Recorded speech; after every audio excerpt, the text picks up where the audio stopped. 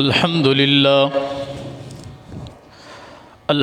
لله نحمده ونستعينه ونستغفره ونؤمن به ونتوكل عليه ونعوذ بالله من شرور أنفسنا ومن سيئات أعمالنا من يهده الله فلا مضل له ومن يضلله فلا هادي له ونشهد أن لا إله إلا الله وحده لا شريك له ونشهد أن محمدًا عبده ورسوله أرسله الله بالحق بشيرا ونذيرا وداعيا إلى الله بإذنه وسراجا منيرا أما بعد فأعوذ بالله السميع العليم من الشيطان الرجيم بسم الله الرحمن الرحيم وأنكحوا الأيام منكم والصالحين من عبادكم وإمائكم إن يكونوا فقراء يغنهم الله من فضله والله واسع عليم اللهم صل على محمد وعلى آل محمد كما صليت على إبراهيم وعلى آل إبراهيم إنك حميد مجيد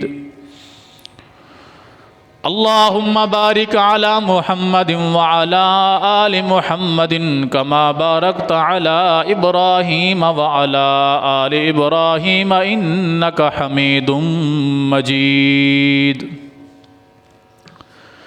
رب اشرح لي صدري ويسر لي أمري واحلل عقدة من لساني يفقهوا قولي رب زدني علما اللهم انفعنا بما علمتنا وعلمنا ما ينفعنا وزدنا علما سبحانك لا علم لنا إلا ما علمتنا إنك أنت العليم الحكيم۔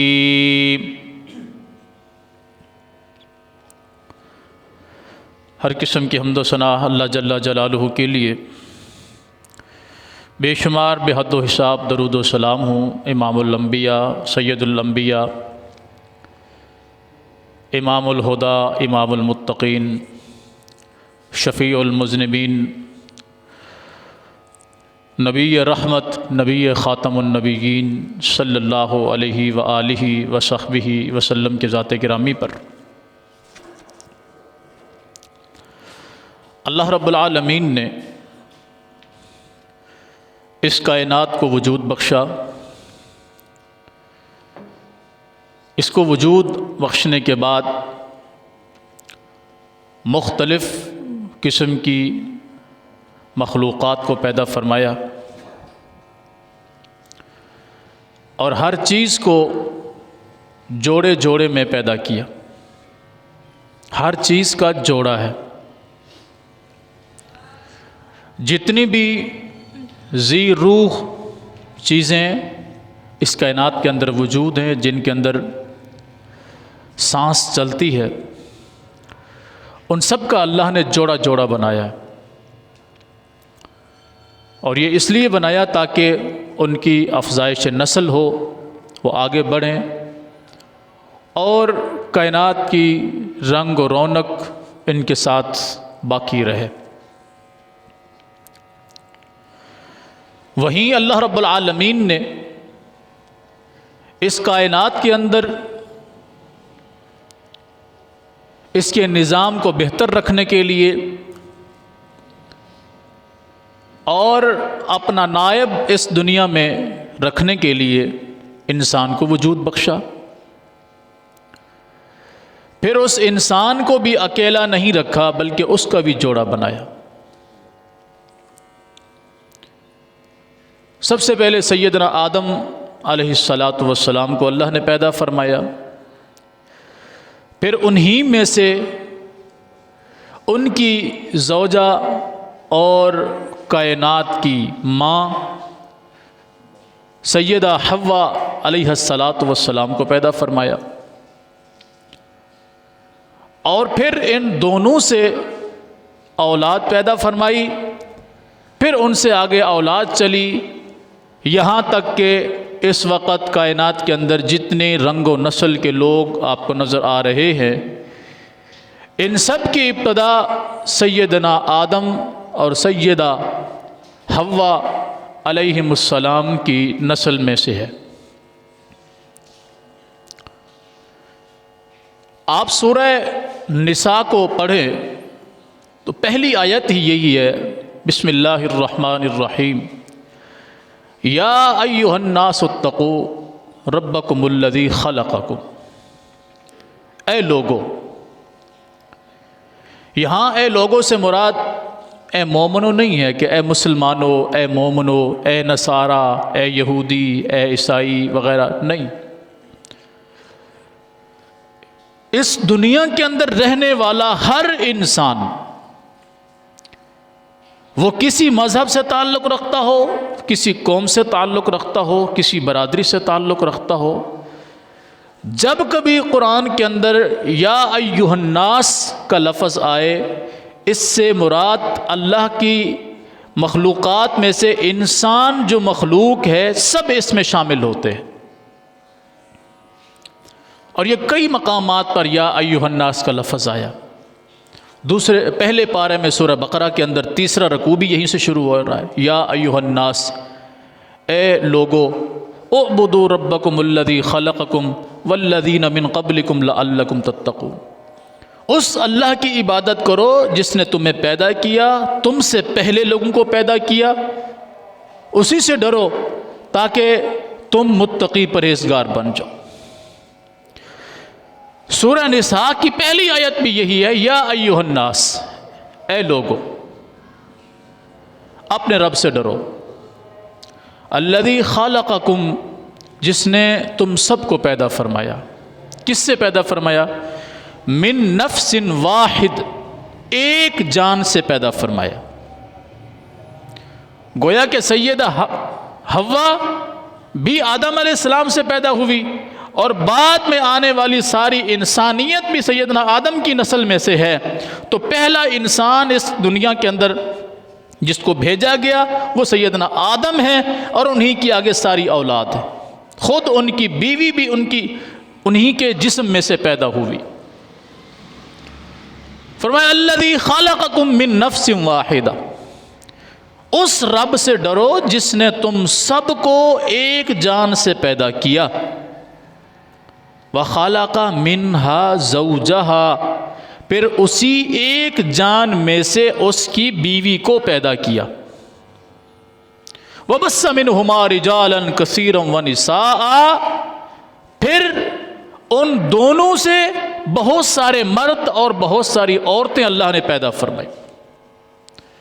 وَاتَّقُوا اللَّهَ، پھر فرمایا اللہ سے ڈر جاؤ۔ ابتدا بھی اسی لفظ سے، اے لوگو اللہ سے ڈر جاؤ۔ پھر جب فرمایا کہ تمہیں کس طرح پیدا کیا گیا، تمہاری نسل کیسے آگے بڑھی، پھر فرمایا جب تمہیں یہ بات سمجھ آ گئی ہے، تمہارا باپ ایک ہے، اسی میں سے اس کی بیوی کو پیدا کیا، انہی دونوں میں سے پھر مرد و عورت کو پیدا کیا، یہاں تک کہ جو تمہیں کائنات نظر آ رہی ہے انسانوں کی، یہ سب ایک نفس سے پیدا ہونے والی نسل ہے۔ اب تمہیں پھر کہتا ہوں اللہ سے ڈر جاؤ، اور ڈرو اس بات سے کہ تساءلون بہ والارحام، تم اس اللہ کے نام پر ہی تو ایک دوسرے کے ساتھ رشتوں کو قائم کرتے ہو، ایک دوسرے کے ساتھ تمہارا تعلق قائم ہوتا ہے، ایک دوسرے کے ساتھ تم اخوت اور محبت سے پیش آتے ہو، ایک دوسرے کے ساتھ تم رشتہ داری کو جوڑتے ہو، تو یہ بھی اسی اللہ کے فضل سے ہی ایسا ممکن ہوتا ہے، ورنہ تمہارے اختیار میں کیا ہے۔ واتقوا اللہ الذی، اسی اللہ سے ڈرو، تساءلون بہ والارحام، جس کی مدد سے تم ایک دوسرے کے ساتھ جڑتے ہو. اور فرمایا والارحام، اور تعلق داری کو بھی توڑنے سے ڈرو. اس کو بھی تم اگر مضبوط رکھ سکتے ہو تو اللہ کی مدد کے ساتھ رکھ سکتے ہو. اور یہ بات ایسی نہیں ہے کہ تم ایسے پیدا کر دیے گئے ہو بغیر کسی مقصد کے، بغیر کسی وجہ کے. فرمایا نہیں، اللہ تمہارے ہر عمل پر نگہبان ہے، تمہیں دیکھ رہا ہے. ان اللہ کان علیکم رقیبا، بے شک اللہ تعالی تمہارے اوپر نگہبان ہے، وہ تمہیں دیکھ رہا ہے تم کیا کر رہے ہو، تمہارا دن، تمہاری رات، تمہاری زندگی کا ایک ایک لمحہ کیسے گزر رہا ہے وہ سب جانتا ہے. تو جب اس کائنات کے اندر انسان کا وجود آ گیا، اب اس انسانیت کے سلسلے کو آگے بڑھانے کے لیے ان کو ایسے نہیں چھوڑ دیا کہ جو مرد چاہے جس عورت کے ساتھ جڑ جائے بس وہ ان کی نسل پیدا ہونا شروع ہو جائے. اس سے تو جانوروں کا معاشرہ بھی اچھا ہوتا ہے. ایک مہذب رشتے کو قائم کرنے کے لیے، ان کی نسل کی بقا کے لیے، ان کے تعلق کو بہتر کرنے کے لیے شریعت نے کچھ قوانین رکھے ہیں، فطرت نے کچھ قوانین رکھے ہیں. اور وہ قوانین کیا ہیں کہ ایک مرد ایک عورت، ان کے درمیان آپس کا تعلق قائم نہیں ہو سکتا جب تک ان کے درمیان نکاح نہ کر دیا جائے. پھر اس کے لیے شرائط رکھی، کس عورت کے ساتھ نکاح کیا جا سکتا ہے، کیونکہ ماں بھی ایک عورت ہے کہ نہیں، بہن بھی عورت ہے، خالہ بھی عورت ہے، پھپھی بھی عورت ہے، بھانجی بھتیجی بھی کیا ہے، عورت ہے. کس عورت سے تمہارا نکاح ہو سکتا ہے جس کے ذریعے تمہاری نسل کا سلسلہ آگے چلے گا؟ شریعت نے اس کی وضاحت کی ہے، فطرت نے بھی اس کی وضاحت کی ہے. اسی طرح کسی عورت کا نکاح کسی بھی مرد سے نہیں ہو سکتا، کیونکہ کسی بھی مرد کے اندر باپ بھی مرد ہے، بھائی بھی مرد ہے، سگا ماموں بھی کیا ہے، مرد ہے، چچا بھی کیا ہے، مرد ہے. فطرت نے ایک اصول رکھا، قانون رکھا کہ کسی عورت کا نکاح کسی مرد سے اس صورت میں ہو سکتا ہے جب وہ اس کے لیے غیر محرم ہو. محرم رشتہ وہ ہوتا ہے جس سے نکاح نہیں ہو سکتا. کسی عورت کے لیے کوئی مرد محرم ہے، جیسے باپ یہ محرم ہے، بھائی محرم ہے، سگا چاچا محرم ہے، سگا ماموں محرم ہے، بھانجا محرم ہے، بھتیجا محرم ہے. اس کے ساتھ اس کا نکاح نہیں ہو سکتا. کچھ رشتے ایسے ہیں جو عارضی طور پر جو ہے محرم ہے، لیکن پردہ ان سے بھی ہے. شریعت نے ایک اصول رکھا. مثال کے طور پر اگر کسی عورت کا نکاح ہو چکا ہے، اب دوسری عورت جو اس عورت کی بہن ہے، اس کا نکاح اس بہن کی موجودگی میں اس کے بہنوئی سے نہیں ہو سکتا، بہنوئی سے نہیں ہو سکتا. یہ عارضی طور پہ محرم ہے کہ اس کے ساتھ اس کا نکاح نہیں ہو سکتا، لیکن حقیقی طور پر یہ غیر محرم ہے. بہن کا شوہر ہے، اس کا تو نہیں ہے نا، بہن کا شوہر ہے، بہنوئی ہے، بہنوئی محرم نہیں ہوتا، اس سے پردہ ہوتا ہے. کسی عورت کا نکاح کسی مرد سے ہو چکا ہے، اس مرد کی موجودگی میں اس عورت کا نکاح اس مرد کے بھائی سے نہیں ہو سکتا، کیونکہ وہ اس کی بیوی ہے، لہٰذا اس کے بھائی سے نکاح نہیں ہو سکتا. وہ پہلے بھی نامحرم ہے، اب بھی نامحرم ہے، اس سے پردہ ہوگا. تو کچھ رشتے ایسے ہیں کہ جن سے وقتی طور پر نکاح کی بندش ہے، لیکن وہ ہیں اس کے لیے نامحرم، نکاح نہیں ہو سکتا کچھ عرصے کے لیے. مثلا بھابھی کا نکاح دیور سے نہیں ہو سکتا جب تک وہ اپنے شوہر کی زندگی میں ہے، شوہر وفات پا جائے یا طلاق ہو جائے پھر وہ دیور سے شادی کر سکتی ہے. سالی کا نکاح بہنوئی سے نہیں ہو سکتا جب تک بہن اس گھر میں موجود ہے، وہ زندہ ہے، فوت ہو جائے یا طلاق ہو جائے پھر اس کا نکاح اس سے ہو سکتا ہے۔ بھتیجی کا نکاح اس کے پھپھا کے ساتھ نہیں ہو سکتا جب تک اس عورت کی پھپھو اس کے نکاح میں موجود ہے، وہ زندہ ہے اور نکاح میں ہے۔ جب وہ فوت ہو جائے یا طلاق ہو جائے پھر یہ اس عورت کی بھتیجی اس کی جگہ پر جا سکتی ہے۔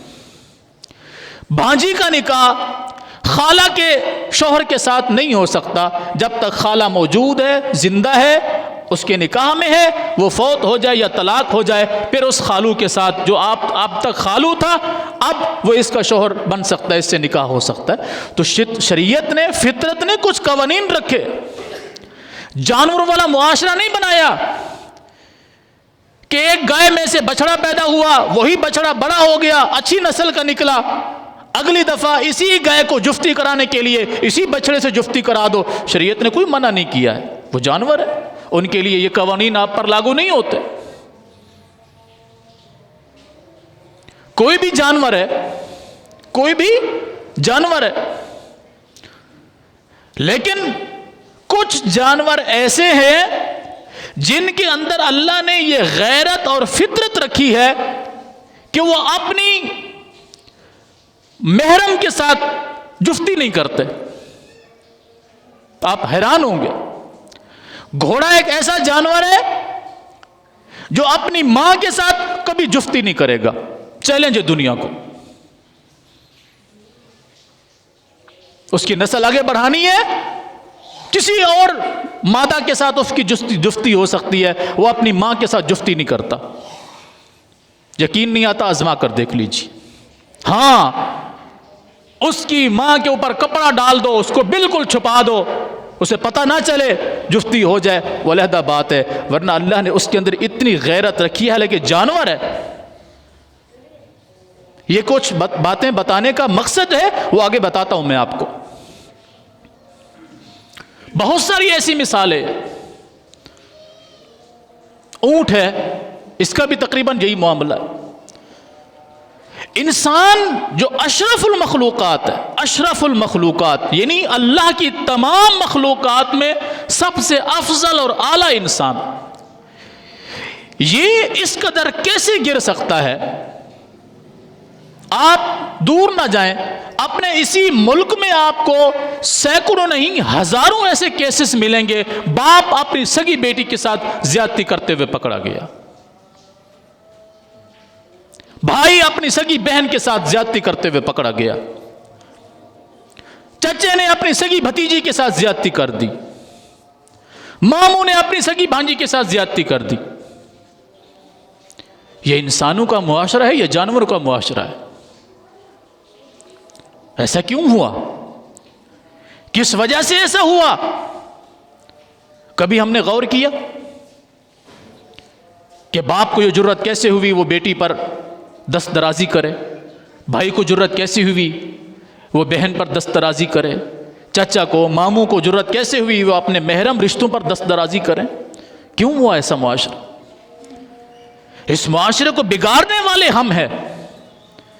ہر گھر میں، میرے گھر سمیت ہر گھر میں ٹی وی، موبائل یہ تقریباً موجود ہے، اس پہ چلنے والے فلمیں، ڈرامے موجود ہیں، اور خاص طور پہ ہمارے اس ملک کے اندر جو کچھ فلموں ڈراموں میں دکھایا جاتا ہے اس قدر بغیرتی اور بے حیائی ہوتی ہے کہ جس کی مثال دنیا میں کہیں نہیں ملتی۔ آپ کسی بھی پاکستانی چینل کو اٹھا کر دیکھ لیجئے، اس کے اوپر چلنے والے ڈراموں کی کہانیوں کو دیکھ لیجئے، پتہ چلے گا سسر اپنی بہو کے اوپر عاشق ہے، سالی اپنے بہنوئی کے اوپر عاشق ہے، بھابھی اپنے دیور کے اوپر عاشق ہے۔ یہ مسلمانوں کا معاشرہ ہے یا جانوروں کا معاشرہ ہے؟ جب ہم شریعت کو پس پش ڈالتے ہیں انٹرٹینمنٹ کے نام پر، وقت گزاری کے نام پر، کچھ نیا سیکھنے کے نام پر، تو پھر یہ نیا سیکھنے کو ملے گا۔ حالانکہ بہو اپنے سسر پر اسی طرح حرام ہے جس طرح بیٹی اپنے سگے باپ پر حرام ہے، یاد رکھیے گا۔ یقین نہیں آتا؟ چوتھے پارے کی بالکل آخری آیت کا تلاوت کیجیے، چوتھے پارے کی بالکل آخری آیت، اور کیا فرمایا؟ وَحَلَائِلُ أَبْنَائِكُمُ الَّذِينَ مِنْ أَصْلَابِكُمْ، جو تمہارا حقیقی بیٹا ہے اس کی بیوی تم پر حرام ہے، اس کی بیوی تم پر حرام ہے۔ وہ بیٹا زندہ ہو تب بھی بیوی حرام ہے، بیٹا فوت ہو جائے، بہو بیوہ ہو گئی ہے تب بھی تم پر حرام ہے، بیٹے نے طلاق دے دی ہے یہ بہو تب بھی تم پر حرام ہے۔ فَحَلَائِلُ أَبْنَائِكُمُ الَّذِينَ مِنْ أَصْلَابِكُمْ، قربان جاؤں قرآن کے اصول پر کہ تمہارے حقیقی بیٹوں کی بیویاں تم پر حرام ہیں۔ یہ آیت وہ آیت ہے جس میں ان رشتوں کا ذکر کیا گیا ہے جن کے ساتھ کسی صورت میں نکاح نہیں ہو سکتا۔ وجوہات بیان کی، وجہ بیان کی، نسب کو، سلسلے کو، غیرت اور شرم کو، حیا کو باقی رکھنے کے لیے اللہ نے اصول بیان کیے۔ اور ہمارا معاشرہ اس قدر بگاڑ کا شکار ہے کہ راہ چلتی بچی بھی محفوظ نہیں۔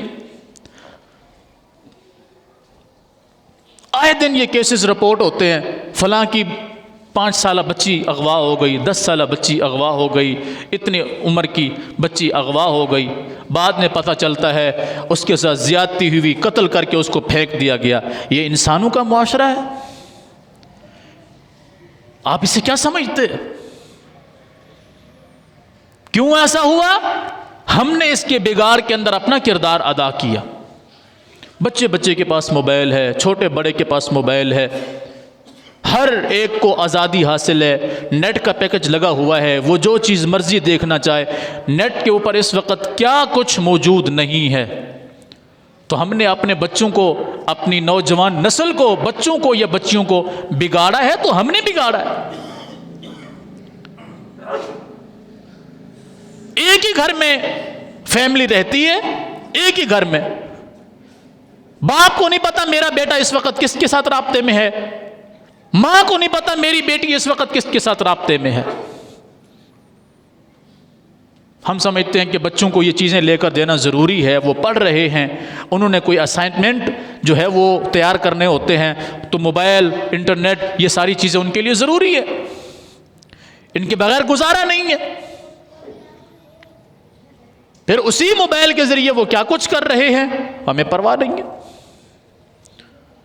ہم کہتے ہیں ماڈرن زمانہ ہے، دنیا کے ساتھ مل کے چلنا ہے، تو کم از کم تم کچھ نہ کچھ تو ایسا نیا کرو جو تم پہچانے جاؤ۔ وہ ایسا نیا ہوتا ہے، ایسا نیا ہوتا ہے کہ اس جیسا پھر نیا کچھ ہوتا ہی نہیں۔ پتہ چلتا ہے جی کسی کا بیٹا کسی کی بیٹی کو بھگا کر لے گیا، یہ نیا ہوا نا کہ نہ ہوا؟ کسی کی بیٹی کسی کے ساتھ بھاگ گئی، یہ بھی نیا ہوا کہ نہ ہوا؟ کچھ نیا کرنے کے چکر میں ہم اپنی عزت سے بھی ہاتھ گوا بیٹھتے ہیں اور اپنی غیرت اور شرم سے بھی ہاتھ گوا بیٹھتے ہیں۔ پھر ہوتا کیا ہے؟ پکڑے جائے، قتل کر دو، غیرت کے نام پہ قتل کر دیا گیا۔ اس غیرت کو یہاں تک لانے والا کون ہے؟ معاشرے کو اس نہج پر پہنچانے والا کون ہے؟ اللہ نے ایسے تو نہیں فرمایا، ایک اصول رکھا، ایک قائم وجود رکھا کسی چیز کا، کچھ شرائط و ضوابط رکھے، اور پھر ان کو ایسے بے یار و مددگار نہیں چھوڑ دیا۔ سورہ نور کی آیت ہے، آیت نمبر 32، اللہ فرماتے ہیں وَأَنْكِحُوا الْأَيَامَ مِنْكُمْ وَالصَّالِحِينَ مِنْ عِبَادِكُمْ وَإِمَائِكُمْ، لوگو جو تمہارے اندر مسلمان مومن بغیر نکاح کے رہتے ہیں، عورتیں ہوں یا مرد ہوں، ان کا تم نکاح کر دو، ان کا تم نکاح کر دو۔ وہ تمہارے آزاد مرد ہوں یا غلام تمہارے پاس ہو، ان کا نکاح کر دو۔ اگر معاشرے کو پاک رکھنا چاہتے ہو برائی سے، بے حیائی سے، فحاشی سے، تو ان کا نکاح کر دو. اور یہ مت سوچو ابھی بچہ چھوٹا ہے، ابھی تو اس کی نوکری نہیں لگی، ابھی تو یہ کماتا نہیں ہے، یا ابھی نئی تو اس کی نوکری لگی ہے، یہ اتنا کما کر لاتا ہے کہ اپنا گزارا نہیں کر سکتا، بیوی کو کہاں سے سنبھالے گا، اس کو کہاں سے کھلائے گا.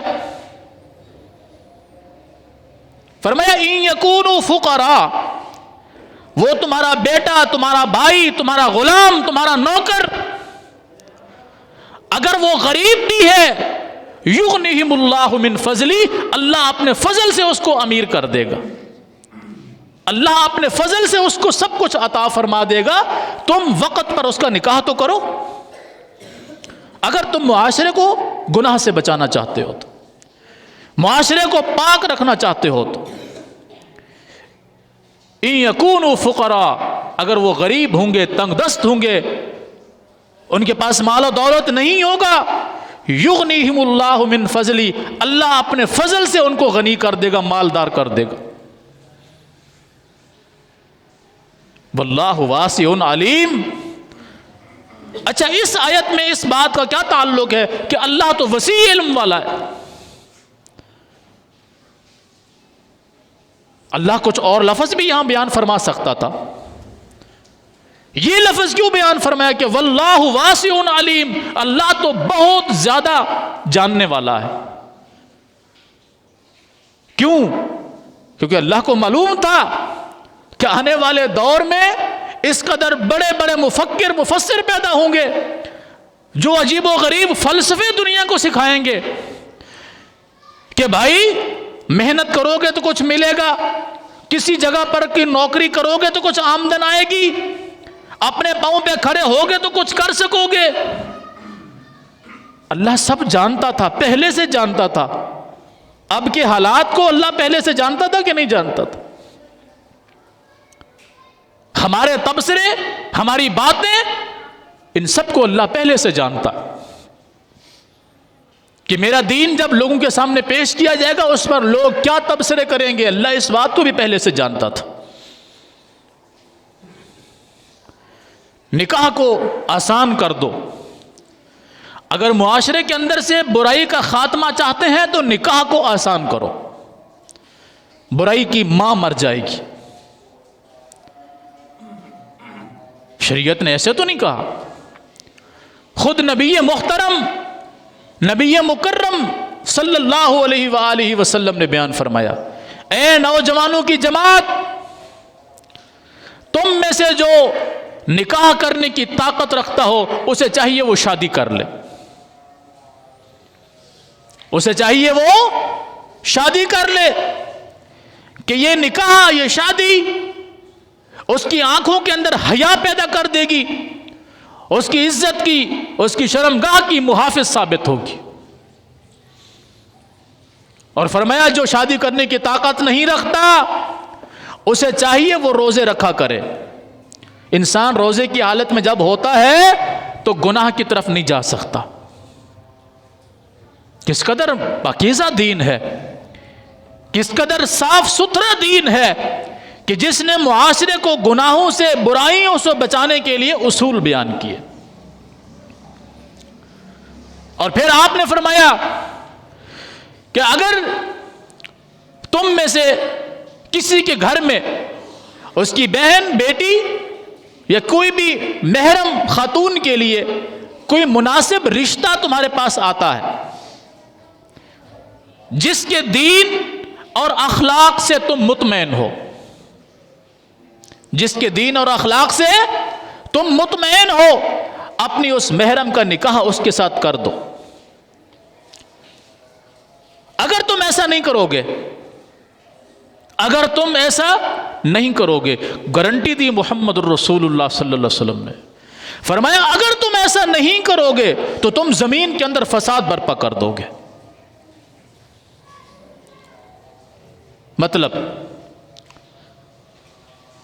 کوئی رشتہ ہماری بیٹی کے لیے، بہن کے لیے، ہماری جو بھی محرم ہے اس کے لیے رشتہ آیا ہے، وہ فیملی اگرچہ مالی اعتبار سے ہم سے کمزور ہے، قومی اعتبار سے ہم سے کمزور ہے، برادری کے اعتبار سے ہم سے کمزور ہے، سٹیٹس کے اعتبار سے ہم سے کمزور ہے، لیکن وہ رشتہ دیندار ہے، با اخلاق ہے، با حیا ہے، تو اس کے سامنے قوم، برادری، سٹیٹس، برابری کی کوئی اوقات نہیں ہے۔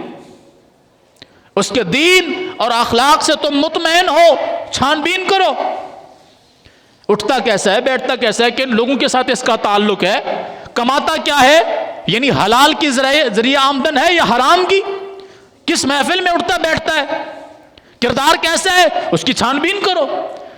فرمایا تم مطمئن ہو اس کے دین اور اخلاق سے، اس کا نکاح کر دو، کہ تمہاری بچی اگرچہ تمہاری قوم کے اندر نہیں جا رہی، تمہاری قبیلے میں نہیں جا رہی، تمہارے برابر کے لوگوں میں نہیں جا رہی، مگر کسی ایسے مرد کے ساتھ اس کا نکاح ہو رہا ہے جو دیندار بھی ہے، با اخلاق بھی ہے،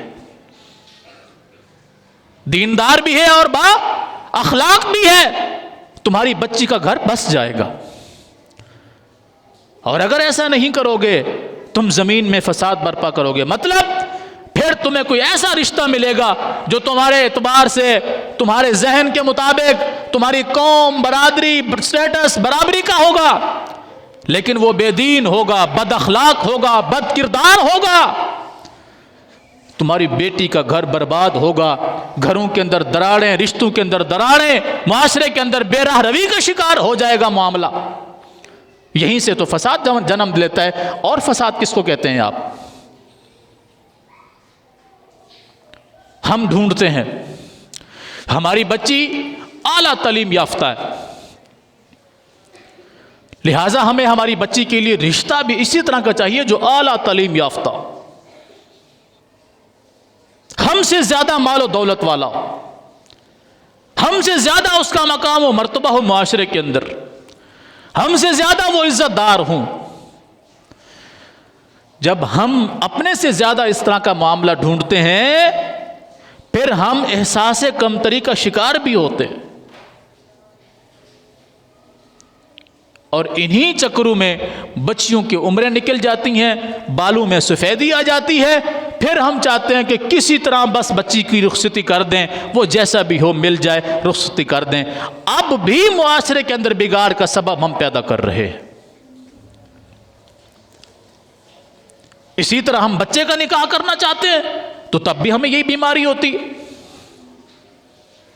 ہمارا بچہ تو ڈاکٹر ہے، انجینئر ہے، عالم ہے، مولوی ہے، پروفیسر ہے، اتنی بڑی پوسٹ پر ہے، اس کے لیے ایسا رشتہ چاہیے جو ہمارے بچے کو کاروبار میں مدد کر سکے۔ بیٹی لا رہے ہو یا بچے کو بیچ رہے ہو؟ بتائیے، بیٹے کو بیاہ رہے ہو یا اس کو بیچ رہے ہو؟ اگر لڑکی والوں نے اس کی معاونت کرنی ہے کاروبار میں، اس کو گاڑی دینی ہے، بچی کو جہیز دینا ہے، تمہارے بچے نے جو ہے وہ تب اپنے پاؤں پہ کھڑا ہونا ہے، تو یہ مرد ہے یا نہ مرد ہے؟ اگر مرد ہے تو ذمہ داری تو اسی پر تھی، بچی کے باپ پر کیوں ڈال رہے ہو؟ مرد ہے نا، یہ کمائے گا، یہ اپنے گھر کو چلائے گا۔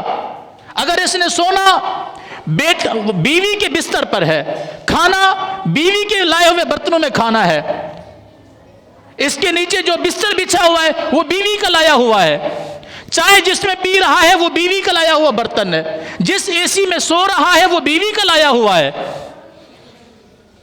وہ اس کی حاکم ہے یا یہ اس کا حاکم ہے؟ کیا سمجھتے ہو معاشرے کو؟ شریعت نے کہا تم مرد ہو، تم سب کچھ کرو۔ ہم کہتے ہیں دیکھو رشتے کی بات تو بعد میں ہو جائے گی، پہلے تھوڑی لین دین کی بات ہو جائے۔ آپ اپنی بیٹی کو کیا دو گے؟ دیکھو جی ظاہر سی بات ہے، وہ استعمال تو آپ کی بیٹی نے ہی کرنا ہے نا، ہمیں تو اس سے کوئی فائدہ نہیں ہے، ہمیں تو اس سے کوئی لالچ نہیں ہے، تو یہ منہ کالا کرنے کے لیے مانگ رہے ہو جب آپ کو کوئی لالچ نہیں ہے، آپ کو کچھ چاہیے نہیں ہے۔ گاڑی بھی آئے تو بیٹی کے ساتھ، ورنہ کم از کم موٹر سائیکل تو ہونا چاہیے۔